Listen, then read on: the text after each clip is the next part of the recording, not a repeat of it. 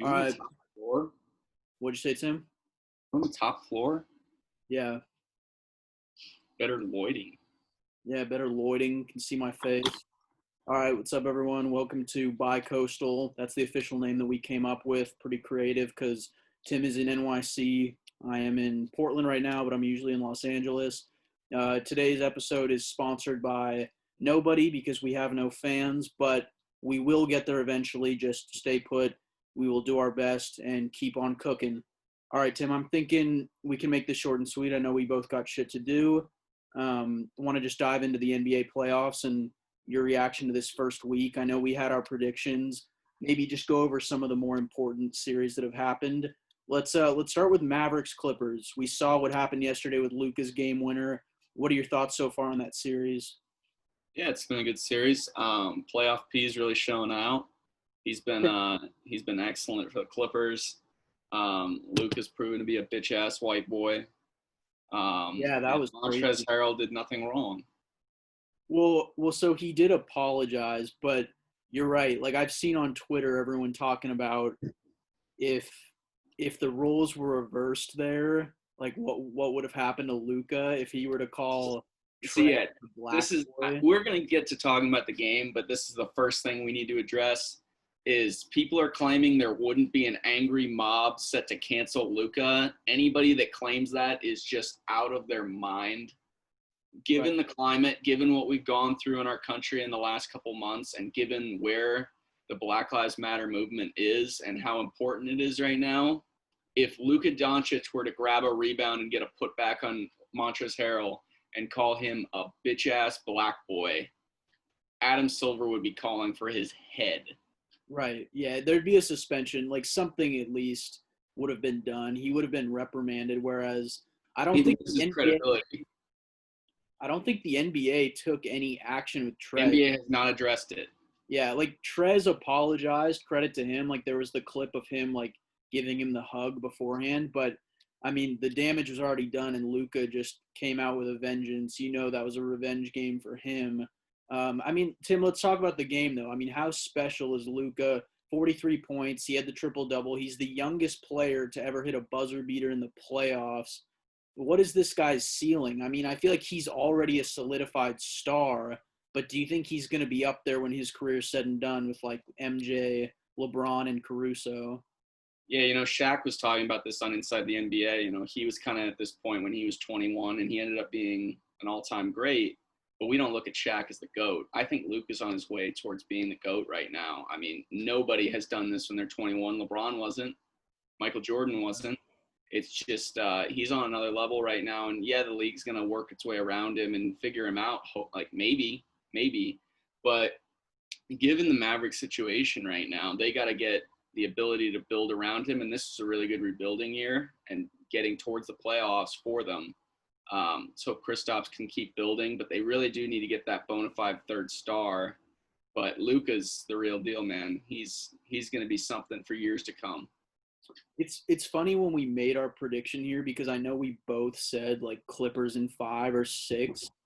A part of me, even before the series, though, I was like, I think the Mavericks could give the Clippers the toughest time, at least until They're a good team. They don't play defense, but they're one of the most talented offenses in the NBA. Right, like at least until the Western Conference Finals, because like the Clippers, if they were to advance, next they play either the Jazz or the Nuggets, and like the Jazz have been lighting it up. I wasn't really planning to talk about them, but they've been like they're up 3-1 now, but I don't think they serve as nearly as much of a threat as the Mavericks do. Like I think that the Mavericks with Kristaps are insanely deadly on the offensive end. Yeah, but we can move on. I mean, the Clippers, like, I'm sure Kawhi's facing some regret right now. He could be in the East with Toronto, just waltzing to another Eastern Conference final. Yeah, because he thought playoff P would actually show up. Right. Yeah, so that's one thing. And then I guess another we can talk about tonight, we've got Blazers-Lakers game 4. Obviously, that's a must-win for Portland. I guess we haven't talked about this series at all because we haven't connected since last week, but Blazers looked good in that first game. It was rare for them because they hit so many clutch shots in order to close that game out. Like Dame had two huge threes. Melo had like another dagger, and then Gary Trent also hit a big pull at the end. But then obviously game two they got blown out, and then Saturday's game, their fourth quarter was just abysmal, where Dame had like 2 points in the second half. I think maybe it was just 2 points in the fourth, but they just looked god awful. And what do you think they can do for game four to bounce back? Like they've got no answer for Braun and AD right now. Yeah, so going back after game one, I thought the Blazers played terribly in game one and still found the way to win it. The Lakers just have no ability to guard CJ and Dame when they're on the floor together. No Avery Bradley. Biggest thing going forward is trying to figure out how they can keep Anthony Davis and LeBron in check, which they have no answer for. Them not having Trevor Ariza on this roster as another wing defender is just even more reason why they're in trouble. But they're struggling right now to get anything going. And the Blazers, I thought game three they played pretty decently, but it was just to the point where the Lakers were shooting so many more free throws. It was just ridiculous. They had 31 free throws in the first half. I was telling somebody, I'm like, it's like watching 8-on-5 out there. It's just getting ridiculous. And, I mean, LeBron has the gall to, celebrate on him. And it's like, all right, this is the 8 seed. You're the 1. Like, this should have been a sweep. But yeah, well, there's no way in hell Adam Silver is going to let the Lakers bounce in the first. Like, they need viewership. They need LeBron in the playoffs and advancing forward. Do you think is it possible to cut players mid-playoff? Because I think they might want to ditch Danny Green. He has been god awful. Yeah, he's been terrible, and he's supposed to be one of their most reliable shooters and scorers. And that's the thing, like the Lakers, they showed it in game one, they can't shoot. They just cannot shoot. And now they've finally abandoned having two centers on the floor, especially when they have Anthony Davis and JaVale McGee out there. And they've been playing Kuzma a little bit more, and he's actually stepped up a little bit. But, man, like they just have no shooters and they have no scoring. And it's going to get to the point when they play a good team that can, especially when you get wing defenders. I bring up the Clippers are in trouble now, but the Clippers have even Paul George when he's not scoring, he's still an excellent defender. When you get to the point where you can keep a guy like LeBron in check at, slow him down at least, this Lakers team has no scoring, no ability to score, and their core is just not there, and it's not the core of a championship team. And they just have no third option, too. I think it was hilarious how at the start of the season we saw Kyle Kuzma. He had an Instagram post where it was him posted up with LeBron and AD, and his caption was something like, easy as 1, 2, 3, saying like he was incorporated with their big three. Like it is Braun and AD up here, and then everyone else is just like subpar. Like, well, that was a thing, and maybe someone we could talk about right now. If you're drafting this series and you're drafting a team, obviously LeBron and Anthony Davis go 1, 2. But how many Trailblazers are you picking before you pick another Laker? I was saying it's about 6 or 7. Who would you? Oh, that's a good segment right there. So Dame, CJ, Nurkic, Hassan Whiteside. I would probably take. I'd take Gary Trent over anybody else on the Lakers. Yeah. Given the way he's played in the bubble. Yeah, bubble ball. Yeah, so that's like 5 right there. Melo? No, seriously. Yeah, I don't know. I'd probably take like. Would you take Kuzma over Melo tomorrow? I wouldn't. Yeah, because there's also the experience factor where like Melo's Green played like garbage. KCP's terrible. Doesn't know how to play defense. Yeah. Do you think so? KCP, I think it was last year, 2 years ago. He was on like house arrest. He went to jail for some incident. Do you think they should have just left him in jail? Do you think he's better off on the team or in the clink? Yeah, I mean he's garbage. He's had a lot of open threes this series, but probably should have left him. My man's in jail. Yeah, I do think that Caruso is valuable though. Like he's a good defender. I mean he's really the member of the big three. If we're really talking about it. Well, and his pick and roll offense too. The thing that's so frustrating watching the Blazers is like AD hit like 6 jumpers in a row on the Blazers in Game 3, where it Yeah, was they don't have defenders. They have where, nobody who can defend. and it was just him and Caruso doing a pick and Pick and roll. roll. And Alex Caruso's not going to shoot the ball. So it's like, why are we even playing him there? Like, you go after AD in that position. But either way, I mean, I think, like, Lakers, if they don't win tonight, I think it's going to be 5 or 6 games for them to close this series out. Yeah. I mean, this is kind of the decider right now. I think if Portland doesn't win tonight, they fold. But if they can win this, that could be a series, and I think it could go 7. So we'll see. I think Dame's going to come out and have a big night tonight, though. Mm-hmm. Yeah. Yeah, I think he'll have to. I mean, his back's against the wall, and could totally see that. All right, well, we've talked about the 2 biggest, like, Western Conference matchups, I think. One thing I wanted to talk about quickly was Celtics-Sixers. The Sixers, obviously, they got swept. They seemed like a big contender early on in the year. Obviously, Ben Simmons was out for the season, and that was a big factor in the playoffs. But I saw yesterday during their game, Doris Burke was kind of trashing their whole management, their leadership, saying that they had to clean house and basically restructure and organize. What is your take? Was this process of theirs a huge failure? I think Brett Brown's coached his last game in the NBA for a long time. I'll tell you that. I mean, he might go back to being an assistant for somebody, but I don't think he's going to get a head coaching role for a long time. This team had so much talent, and they really just screwed it and let it go. And that goes to management. I mean, I think, Sam Hinkie really, this was his brainchild, tanking and building a team around that. And they had all these talented players, all these draft picks. And, what did you spend it on? Robert Covington, Tobias Harris, and Markelle Fultz. Well, And you also, I mean, the thing too, Al Horford got a ton of money that he shouldn't have gotten. And the biggest thing that you did too was you drafted talent without any thinking about fit. Like when they drafted Ben Simmons, the guy that everyone knew couldn't shoot the basketball, you already had Joel Embiid and you had Jahlil Okafor on that roster. And you look at Okafor, who's gone and he's turned into something in New Orleans, and he's turned his career around outside of their toxic environment. And it's going to be the point where if Philly's ever going to win anything, they need to get a new identity, and they need to trade Joel or Ben Simmons. And I think you're going to see one of them traded this year. It's bound to happen because there's just too much money wrapped up into both of them for this thing to work, that they have no flexibility, and they're just locked into this roster that can't score, can't shoot, can't do anything really. And, they're a solid defensive team, but they're just not there for the modern NBA. Yeah, I think it's tough because the argument was always like you've got Joel Embiid, who is a top 10 player in the league right now, and then Simmons, who in like a year or two will probably be like a top 5, top 10 player. And so the thought is when you have 2 superstars, you can't really break them up.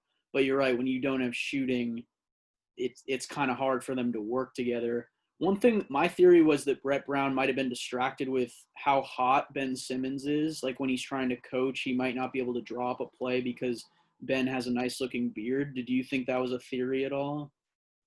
I mean, maybe. See about that one. Yeah, I mean, he's a cute guy. So, and then what other series did you want to talk about, Tim? I think that there's like some other meaningless ones, like Toronto swept the Nets. Toronto swept through. The Magic won game 1 against the Bucks, but I think the Bucks are going to win that. Giannis dunked and screamed on a hapless Magic team that has no – they're really only in the bubble because they're close by in Orlando. Yeah. So, yeah. At the end of the day, like you're dunking on Evan Fournier. Get a grip. Yeah, come on now. I think Aaron Gordon's not even playing too. Yeah.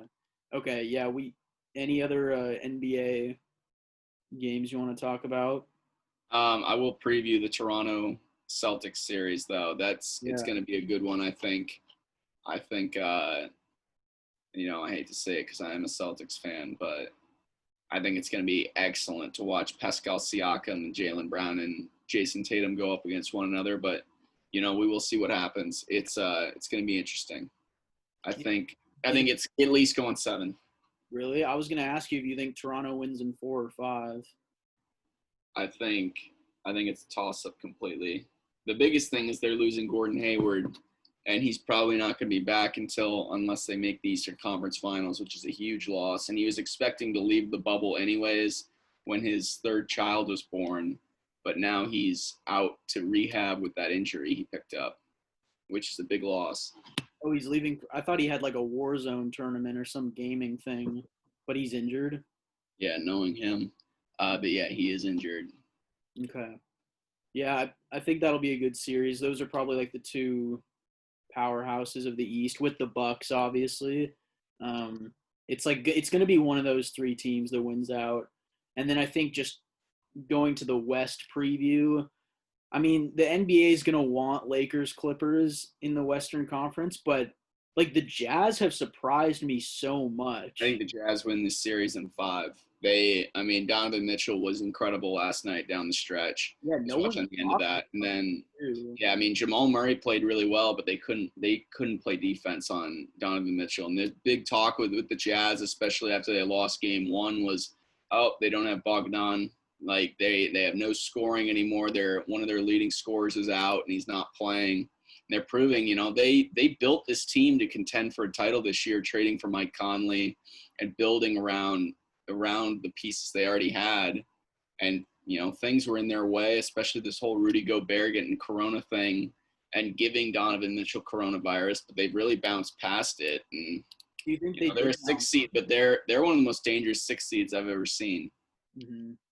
Yeah, do you think the theory that they concocted the coronavirus and no, that was LeBron. Was that strategic? That was LeBron. Why would Bron do it though? Wouldn't he want the momentum, or do you think he needed a rest for his HGH to kick in? Yeah, so he could read more first pages of books. Yeah. Oh, we can talk about that too. I know we're kind of scrambling all over the place. Quickly though, with the Western Conference, I do think it'll be, if the Clippers get through this series, I think it'll probably be LA versus LA in the Western Conference. I'd be shocked if it's not Clippers, Lakers, and I'm going to give a bold prediction right now. Playoff P plays well the next two games, and the Clippers win this in 6. We'll see if he can bounce back. Hopefully he's not reading. He's going to prove Championship Chuck wrong. Yeah, Championship Chuck. But let's get to LeBron, because he was seen reading Malcolm X's book, and we talked about this off the air, but when Taylor Rooks asked him about the book, and he sort of recited just like the history of the 1960s, he sounded like a kid who had to give a book report and he just skimmed the spark notes. Like he didn't really have a full debrief of what Malcolm X was saying in the book there. I wanted to hear your take on that. Yeah, I have kind of a rant about this. Maybe you could clip this, but it's like, LeBron, I don't know who you're trying to convince that you're smart, but you are not. Like, you are not a smart person. You've always tried to act like this intelligent being in this person. And I understand, like, you have this huge platform, but you have a platform because you're a basketball player. And I 100% support his efforts to get people to vote. I think every American should vote. And I think every American should have their voices heard. But I'm not looking to you, LeBron, for advice about this. And you especially bringing a book into a press conference for a photo op, like you always do when you read books. When you bring this in for a photo op and you don't even know the first thing about the book that you're asked about, and what's your major takeaway? I just started reading it. Right. Like you were relatable because that's all of us when we didn't do the reading assignments and the teacher called on us. But it's just unbelievable to watch you continue to make an ass of yourself, just like trying to look smart. And it's par for the course for LeBron, who's continually just contradicted himself. I mean, you look back on him saying, I don't want my son to live in my spotlight. I don't want him to be, followed. But you named him LeBron James Jr. And then also looking at his games. Yeah. And also, calling out people for voting for Trump for lack of education when you didn't attend a single day of college and you didn't go to a single college course. Right. Like, it's just like, how do you not see the irony in what you're doing? Yeah, I think that the other thing is just the push where, like, we talk about NBA players, and obviously like Laura Ingraham, she said shut up and dribble, and I don't necessarily like agree with that stance. I No. think that NBA players have a huge You have platform. a platform, use it. I would use it too. But I Right. would come with informed opinions and actually show that I've done the research and I know what I'm talking about. When LeBron has never done that. Totally. And it goes like NBA players have gone way too far towards like the other spectrum where they're like, yeah, I'm more than an athlete. I'm way more than an athlete, to the sense that we have like Steph Curry endorsing Joe Biden like during the DNC, where it's like, okay, Steph, like you're not a politician. I get that you have this one belief, but maybe we should have someone that's more well versed in politics giving this endorsement. Like we get that you have influence, but I don't think this is where you should be speaking up on this. And you're right. It's the same thing with LeBron and voicing opinions in one area, but then holding back in others. Like, I don't even want to get started with his whole like China comments, but Oh my God. I mean, that's another thing. That's a whole nother minefield that I won't touch today, especially just how he completely has bowed down to China. But last thing I'll talk about is the whole thing that people have talked about saying, Michael Jordan, he didn't get involved in politics and people think that's bad. But I think Michael Jordan understood, and something that LeBron doesn't understand is people can see through your bullshit. And when you don't know what you're talking about, when you give an endorsement politically or you say this and that and you don't know what you're talking about and you haven't done your research, like people see right through that. And that was the same thing that he said. And he's like, I'm not going to endorse this person. I don't know who he is, but I will give a donation. And that's at the end of the day, especially when you care about your public image and you know that what you say is important, at the end of the day, giving a donation is a very powerful and probably the right way to go about it. You show where you stand and who you support, but you're not out there, throwing your weight behind something that you know nothing about. right. Yeah. No, that's a good talk, Tim. And I think it's something that athletes and like other people need to be careful of when you have such a big platform. You need to make sure that you're educating your following, because they have such big influence, and there are people out there who really like believe everything that comes out of LeBron's mouth, and you need to be careful. Like you have influence, but you need to be responsible with it. Exactly. Okay, so I think that covers it for us with the NBA. One thing I wanted to talk about was this thought of the week, which I don't know if this will be like a segment that we do all the time, but there was this segment that Barstool covered that I thought was hilarious. It was this no jumper interview with Adam 22, which he normally interviews like underground hip hop artists, but for whatever reason he had this hoe named Celina Powell, who I don't even know. I think she's just famous for like swallowing nuts. But she had her friend Eliza on the podcast, who was just like a friend. Like I don't even know if this girl like shared her last name or anything, but she just talked about how she was in a hotel room and like was having sex with the trainer of the Phoenix Suns, and then like 7 players came in and she just sucked them all off. That's And why they were undefeated in the bubble. yeah, because they all just got that nut together. They had unity. And Adam 22 in the interview, he's like, "What did you do with the nuts?" And she casually just like swallowed them.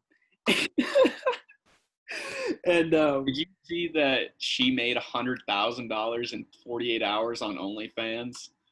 Jesus Christ. The funniest part of the whole thing is that she was a CPA. Like she worked as a certified public accountant and was just eating nut on the side. It's called a side hustle. Yeah. But one of my theories that I thought about writing about was, after you, like, how much better does your jump shot get after you ingest the nut of 7 NBA players? Like, do you think she could shoot well after that? Tough to say. I mean, she's going to have some hoopers. She got pregnant. She'll have some hoopers. So, see. Jesus Christ. Like, what a fucking world we live in, where you Yeah, just, like, she made more than 80% of Americans in 48 hours on OnlyFans. Yeah. Good for her. That's Yeah. America. She's an entrepreneur. Yeah. All All right, Tim. I think